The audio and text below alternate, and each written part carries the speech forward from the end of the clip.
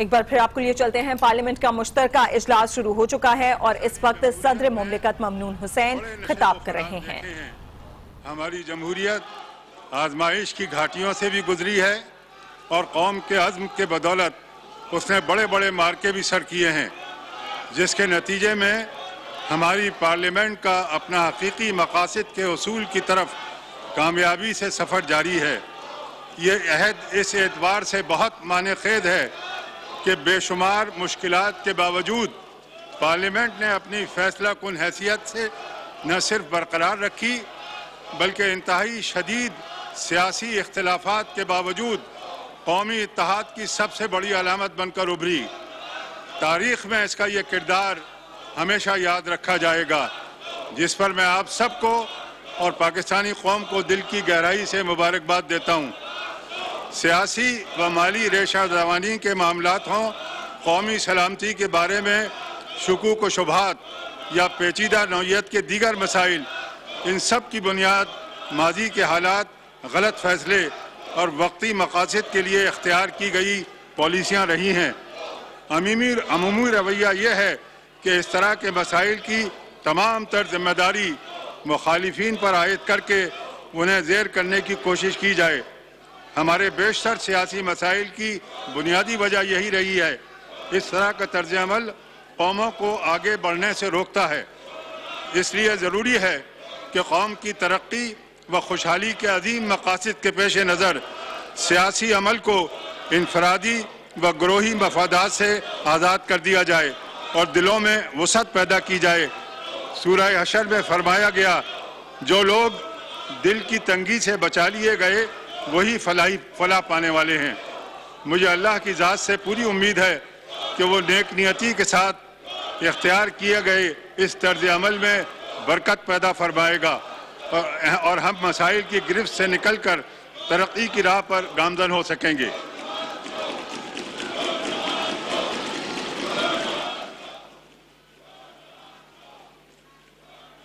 تاریخ کے مختلف ادوار میں بعض عناصر نے کوتاہ نظری سے کام لیتے ہوئے قوم کے مختلف طبقات کے درمیان فرق کیا، جس کے نتیجے میں فرد اور ریاست کے درمیان رشتہ کمزور ہوا۔ کوئی فرد یا گروہ انسانی جب یہ محسوس کرنے لگے کہ اس کے ساتھ مساوی سلوک نہیں کیا جا رہا تو مایوسی کے عالم میں وہ اپنے مفادات کے تحفظ کے لیے ناپسندیدہ راستے ضرور اختیار کرتا ہے۔ اس طرح کی صورتحال میں قیادت ہی ہوتی ہے جو اپنی وسیع نظری اور عملی اقدامات سے عام آدمی کو احساس تحفظ فراہم کرتی ہے۔ یہی فکر مندی تھی کہ جس کے پیش نظر گزشتہ کچھ عرصے سے یہ احساس قوی ہو رہا ہے کہ پیچھے رہ جانے والے طبقات کو ترقی کی دوڑ میں شریک کرنے کے لیے فراخ دلی کے سے کچھ اقدامات ضروری ہیں۔ میری نظر میں بلوچستان اور فاٹا کو قومی دھارے میں لانے کے اقدامات اسی عمل کا حصہ ہیں۔ میں توقع کرتا ہوں کہ معاشرے کا ہر طبقہ اپنے مفادات سے بلند ہو کر اسی جذبے کے ساتھ قومی تعمیر نو کے کام میں مصروف رہے گا۔ معزز اراکین پارلیمنٹ، گزشتہ کئی دہائیوں کے دوران بے سمت پالیسیوں اور تدبر سے محروم طرز عمل کی وجہ سے قیمتی وسائل بے دردی سے ضائع کر دیے گئے۔ مقام شکر ہے کہ اب احساس زیاں بھی موجود ہے اور کچھ کرنے کا جذبہ بھی۔ ریاست کی کاروبار اور ریاست سرمایہ کار دوست پالیسیاں مختلف بر اعظموں کو باہم ملا کر ایک نئی دنیا کی تخلیق کا ذریعہ بننے والی پاک چین اقتصادی راہداری اور توانائی کے بحران سے نکلنے کے لیے بجلی کے پیداوار کے منصوبے اسی سلسلے کی کڑی ہیں۔ ترقیاتی عمل اور وسائل پر حق کے سلسلے میں قوم کے مختلف طبقات کے درمیان اختلاف رائے کا پیدا ہو جانا غیر فطری نہیں، لیکن میں تو یہ سمجھتا ہوں کہ ایسے معاملات میں اختلاف رائے خیر و برکت کا ذریعہ بنتا ہے اور غلطیوں کی اصلاح کا راستہ ہموار ہو جاتا ہے۔ لیکن اس کے ساتھ ہی یہ بھی ضروری ہے کہ اختلاف رائے کو انتشار میں بدلنے کا راستہ پوری حکمت کے ساتھ بند کر دیا جائے تاکہ قومی ترقی کے عمل کو متنازع بنانے کی ہر کوشش کو ناکام بنایا جا سکے۔ معزز خواتین و حضرات، حکومت کا ویژن 2025 میری نظر سے گزرا ہے، جس میں معیشت کے استحکام اور عوام کی بہبود کے لیے کئی پرکشش پروگرام شامل کیے گئے ہیں، جس میں قومی پیداوار اور فی کس آمدنی کی شرح میں اضافے کے بعد دنیا کی 25 بڑی معیشتوں میں شمولیت کا عزم بھی شامل ہے۔ میں چاہتا ہوں کہ حکومت حزب اختلاف اور وطن عزیز کی تمام سیاسی جماعتیں اتفاق رائے سے اسے ایک متفقہ قومی منصوبے کی حیثیت دے دیں، تاکہ حکومت کسی بھی جماعت کی ہو عوامی بہبود کے کاموں میں کوئی رکاوٹ پیدا نہ ہو سکے۔ اس کے ساتھ ہی بڑھتی ہوئی آبادی کی منصوبہ بندی پر بھی توجہ دینے کی ضرورت ہے، تاکہ وسائل کا درست استعمال یقینی بنایا جا سکے۔ خواتین و حضرات، اسٹیٹ بینک اور بین الاقوامی اقتصادی اداروں کے جائزوں کے مطابق معیشت کے اشاریے صحت مند ہیں۔ شرح نمو گزشتہ 10 سال میں سب سے بلند سطح پر رہی ہے۔ زر مبادلہ کے ذخائر $23 بلین کی بلند ترین سطح کو چھو چکے ہیں، اور افراط زر کی شرح میں نمایاں کمی دیکھی جا رہی ہے، جس کی بنیاد پر معیشت کا غیر جانبداری سے جائزہ لینے والے عالمی ادارے مودی نے بتایا ہے کہ ماضی میں ہماری معیشت کے اشاریے منفی تھے، لیکن اب استحکام کی طرف گامزن ہیں۔ ورلڈ بینک کا کہنا ہے کہ پاکستان جنوبی ایشیا کی بہترین کارکردگی والی معیشتوں میں شامل ہو چکا ہے۔ پاکستان اسٹاک ایکسچینج کی کارکردگی میں بھی مسلسل بہتری دیکھی جا رہی ہے، جبکہ اسٹیٹ بینک اور سیکیورٹی ایکسچینج کمیشن نے بھی مالیاتی نظم و نسق کے حوالے سے فعال کردار ادا کیا ہے۔ یہ جائزے باعث اطمینان ہیں، لیکن یہ کامیابیاں حقیقی خوشی کا ذریعہ اسی صورت میں بن سکیں گی اگر یہ خدمت خلق کی زندگی میں آسودگی کے رنگ بکھیر سکیں۔ گزشتہ برس پیٹرولیم مصنوعات کی قیمتوں میں کمی کا رجحان رہا ہے، جس کا فائدہ براہ راست عوام کو منتقل ہوا ہے، اور آئندہ مالی سال کے بجٹ میں ترقیاتی اخراجات میں 3 گنا اضافہ کر دیا گیا ہے۔ میری نظر میں یہ عوامی مسائل میں کمی ہی کی تدبیر ہے، تاہم صحت اور تعلیم سمیت دیگر ضروریات زندگی کی فراہمی کے معاملات پر بھی ہمیں مزید توجہ دینا ہوگی۔ مستقبل پر نظر رکھنے والی قومیں دیر پا ترقی کے لیے انسانی وسائل اور انفراسٹرکچر پر کھلے دل سے سرمایہ کاری کرتی ہیں، تاکہ نوجوانوں کو بدلتے ہوئے حالات کے تقاضوں سے عہدہ برا ہونے کے لیے تیار کیا جا سکے۔ یہ ہماری خوش قسمتی ہے کہ پاکستانی آبادی کی غالب اکثریت نوجوانوں پر مشتمل ہے۔ ان کی بہترین تربیت کے لیے مختلف اسکالرشپ پروگرام، اعلیٰ تعلیم کے لیے ٹیکنالوجی ڈیولپمنٹ فنڈ اور تعلیمی اداروں کے معیار کی بحالی خوش آئند ہے۔ میں توقع کرتا ہوں کہ نئی نسل کی اچھی تربیت اور ان کے لیے روزگار کے زیادہ سے زیادہ مواقع پیدا کرنے کے لیے مزید پروگرام بھی شروع کیے جائیں گے۔ ہماری برآمدات کچھ عرصے سے مشکلات کا شکار ہیں۔ اس کا سبب عالمی منڈیوں میں قیمتوں کی کمی ہے۔ میں چاہتا ہوں کہ وزارت تجارت متعلقہ ماہرین کے تعاون سے اس مسئلے کا مؤثر اور دیرپا حل تلاش کرے۔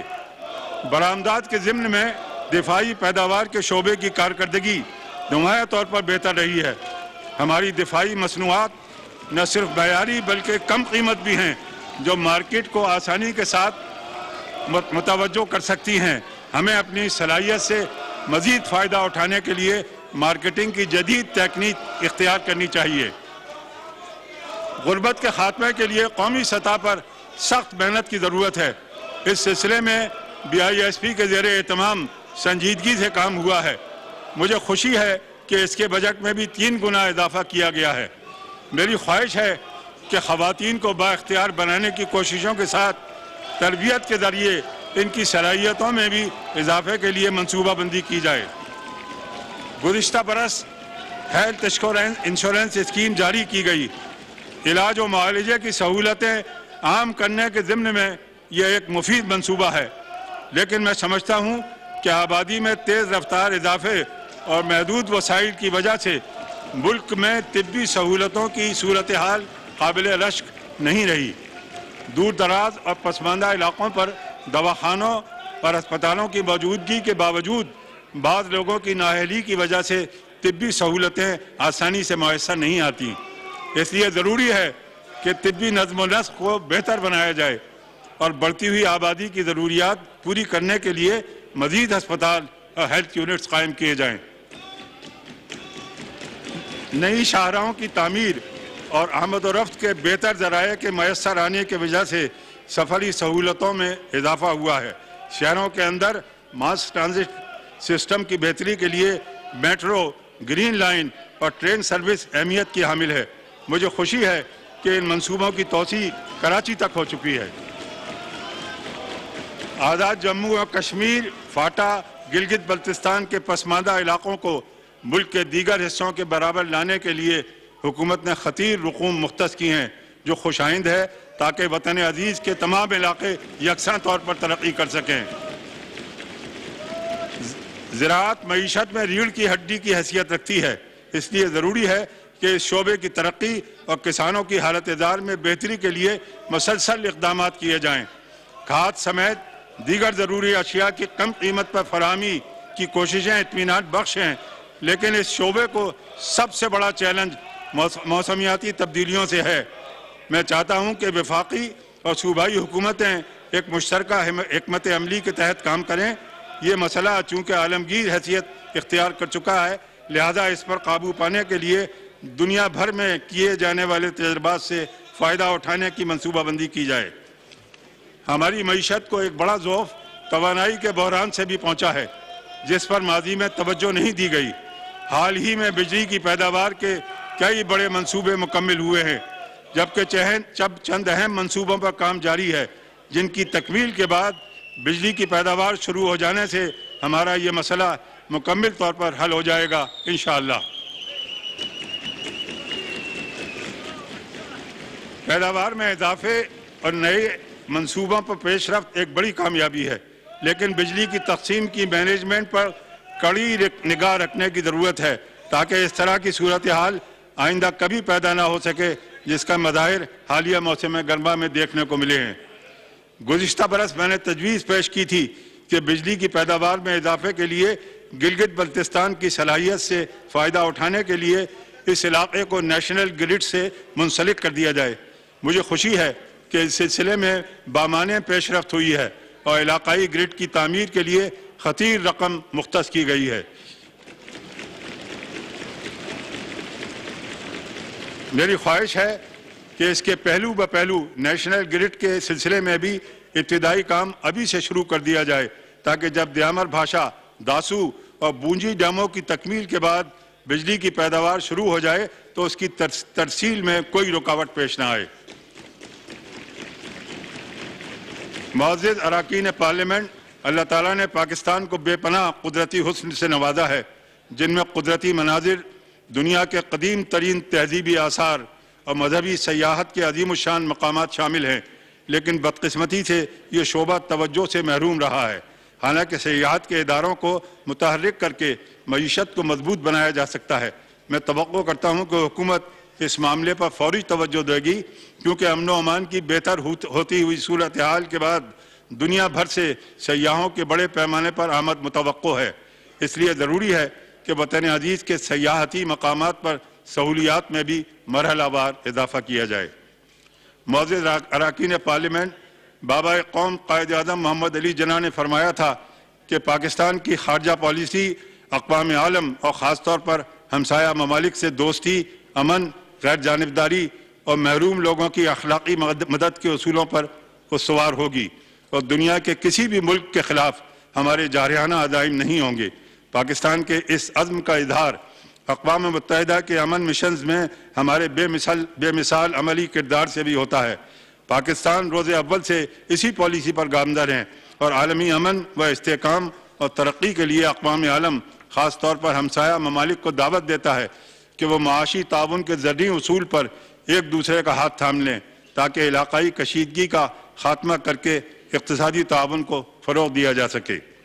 خواتین و حضرات، خارجہ تعلقات کی دنیا میں پاک چین دوستی ایک مثال کی حیثیت رکھتی ہے۔ دونوں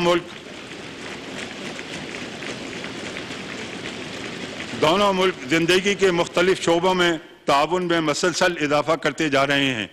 اقتصادی راہداری جس کی ایک شاندار مثال ہے۔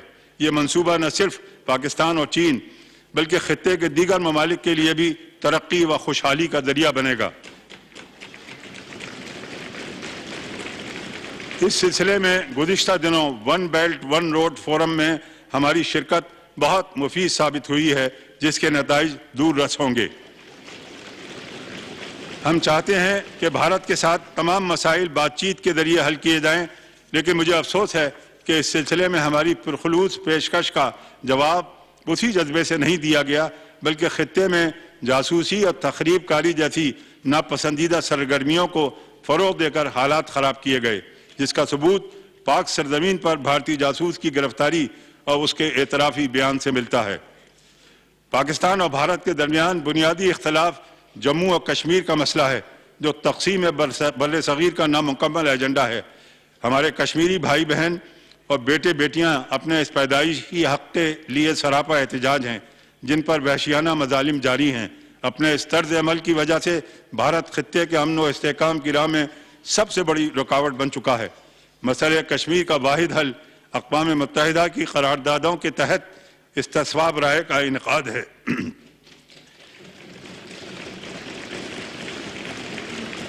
اس مقصد کے لیے ہم اپنے کشمیری بھائیوں کی سیاسی، سفارتی اور اخلاقی حمایت ہمیشہ جاری رکھیں گے۔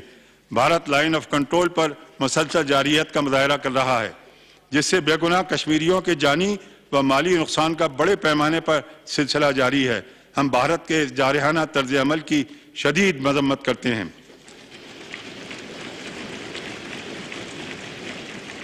افغانستان میں امن کے بغیر خطے میں استحکام پیدا نہیں ہو سکتا۔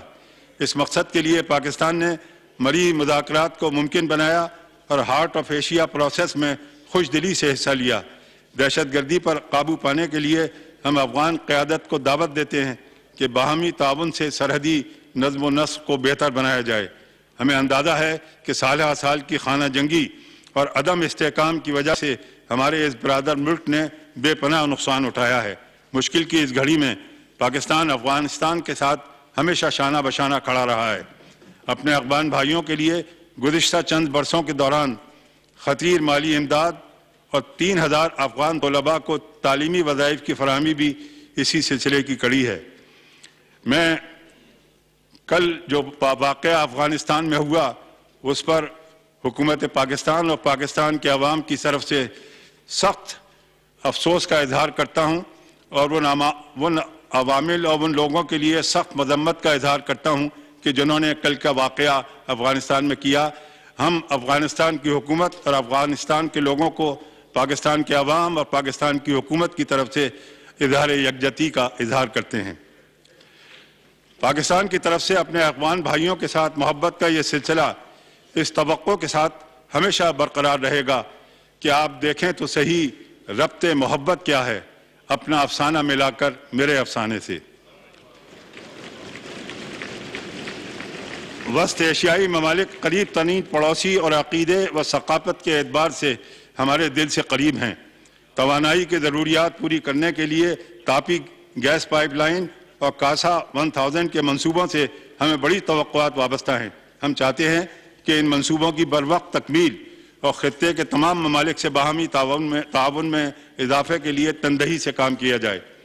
پاکستان روس کے ساتھ اپنے تعلقات کو بہت اہمیت دیتا ہے اور چاہتا ہے کہ دونوں ممالک کے درمیان معیشت، ثقافت اور دفاع سمیت دیگر تمام شعبوں میں تعاون بڑھایا جائے۔ پاکستان اور ترکی محبت اور احترام کے انتہائی گہرے رشتے میں منسلک ہیں۔ بیشتر عالمی مسائل پر دونوں ملکوں کے خیالات میں یکسانیت ہے، جس کی بنا پر ہمارے دوستانہ تعلقات اسٹریٹجک پارٹنرشپ میں تبدیل ہو چکے ہیں۔ خوشی ہے کہ پاک ترک تعلقات میں ہر گزرتے دن کے ساتھ گرم جوشی بڑھتی جا رہی ہے۔ پاکستان نے اسلامی دنیا کے مسائل کے حل کے لیے ہمیشہ مخلصانہ کردار ادا کیا ہے۔ اسی طرح سرزمین حرمین شریفین کی حیثیت سے ہر پاکستان کے دل میں سعودی عرب کا بے پناہ احترام ہے۔ جبکہ اسلامی دنیا کے تمام ممالک کے ساتھ ہم اخلاص اور محبت کے رشتے میں بندھے ہوئے ہیں۔ امریکہ کے ساتھ ہمارے تعلقات انتہائی اہمیت کے حامل ہیں۔ گزشتہ 7 دہائیوں کے دوران ان تعلقات میں بہت سے نشیب و فراز آئے ہیں۔ اس پس منظر میں حال ہی میں نئی امریکی انتظامیہ سے ہمارے تازہ رابطے ہوئے ہیں، جو باہمی تعلقات میں وسعت کے ضمن میں معاون ثابت ہوں گے۔ سیاسی اور اقتصادی تعاون کے نقطۂ نظر سے یورپ کے ساتھ ہمارے تعلقات بہت اہم ہیں۔ یورپی برادری نے کچھ عرصے قبل پاکستان کو GSP+ کا درجہ دیا، جو ہماری برآمدات میں اضافے کا ذریعہ بنا۔ اس خطے کے ساتھ تعلقات میں مزید گہرائی پیدا کرنے کے لیے مسلسل کام کرتے رہنا چاہیے۔ جنوب مشرقی ایشیا، جنوبی امریکہ اور افریقی ممالک خطے میں ابھرتی ہوئی معیشتیں ہیں، جن کے ساتھ ہمارے تاریخی روابط رہے ہیں۔ ہم ان تمام ممالک کے ساتھ اپنے رشتوں کی مزید مضبوطی کے خواہش مند ہیں۔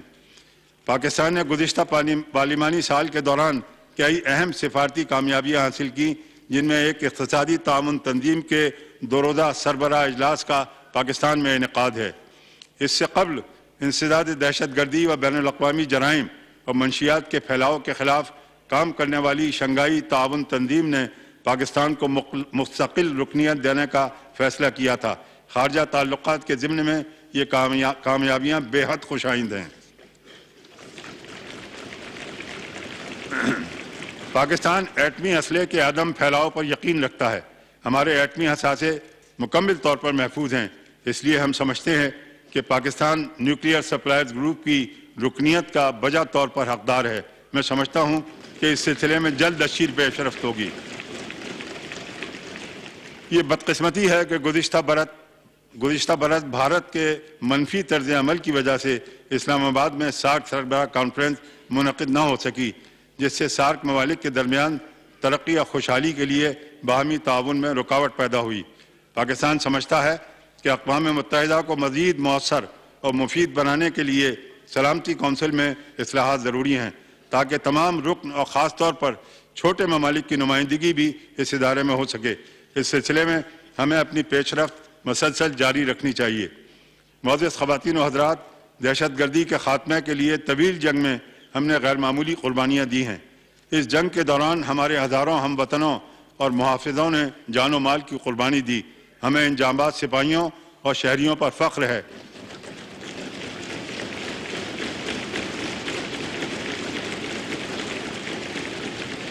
میں توقع کرتا ہوں کہ ضرب عضب کی طرح آپریشن رد الفساد بھی جلد اپنے مقاصد کے حصول میں کامیاب ہوگا اور ملک امن و امان کا گہوارہ بنے گا۔ اب ہم اس مرحلے پر آ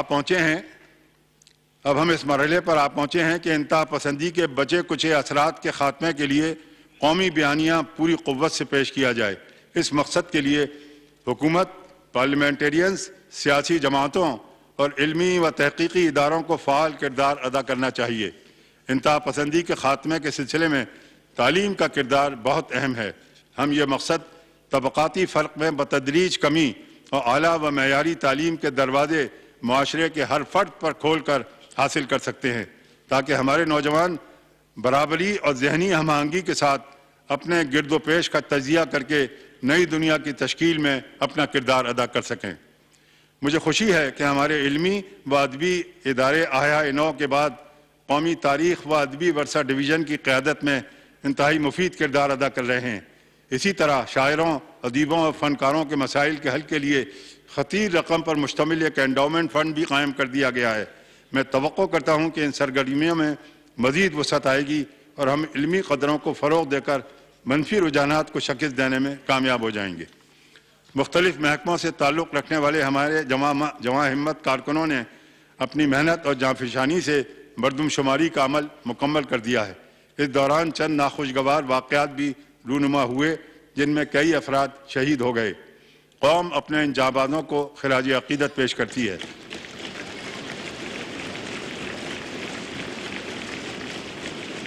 جنہوں نے اپنی جان کی پرواہ نہ کرتے ہوئے یہ قومی ذمہ داری انجام دیں۔ قوموں کی تہذیب اور تنظیم میں ذرائع ابلاغ کا کردار بہت اہم ہے۔ ہمارے ذرائع ابلاغ نے جمہوریت کی بحالی اور معاشرتی مسائل کے حل کے لیے قابل قدر کردار ادا کیا ہے۔ لیکن حال ہی میں ذرائع ابلاغ کے درمیان مسابقت کی دوڑ کے نتیجے میں کچھ ایسے مسائل سامنے آئے ہیں جن پر توجہ دینے کی ضرورت ہے، کیونکہ اس کشمکش کے اثرات سے ملک سیاسی اور تہذیبی طور پر متاثر ہو رہا ہے۔ یہ طرز عمل اصلاح کا متقاضی ہے۔ میں سمجھتا ہوں کہ ذرائع ابلاغ کی انجمنیں، ادارے، ریگولیٹری باڈیز اور معاشرے کے متحرک طبقات کی شرکت سے یہ مسئلہ آسانی سے حل کیا جا سکتا ہے۔ میرے عزیز بھائیوں اور بہنوں، قوم کیا سوچتی ہے اس کا مظہر پارلیمنٹ ہے۔ قوم کو کیا سوچنا چاہیے اس کی رہنمائی پارلیمنٹ سے ملتی ہے۔ قومی زندگی کے مسائل سے کس طرح نمٹنا ہے یہ فیصلہ بھی پارلیمنٹ کرتی ہے۔ قوم کا ہر فرد اپنے اس معتبر ترین ادارے میں کیے جانے والے فیصلوں میں خود کو شریک سمجھتا ہے اور انہیں خود پر نافذ کرنے کا آرزومند ہے۔ اگر ہم اس خواہش کو حقیقت میں بدلنے کا ماحول پیدا کر دیں تو قومی وسائل زیادہ بہتر طریقے سے عوام کی فلاح و بہبود پر استعمال کیے جا سکیں گے۔ آئیے ایک دوسرے کا ہاتھ تھام کر اس اداروں کو قومی مقاصد کی تکمیل کا ذریعہ بنا دیں، کیونکہ ہمارا نصب العین ایک ایسی پارلیمنٹ ہے جس کا خواب ہمارے بزرگوں اور خاص طور پر مصور پاکستان علامہ اقبال نے دیکھا تھا۔ اللہ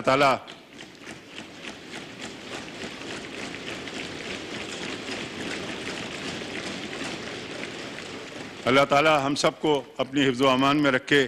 پاکستان پائندہ باد۔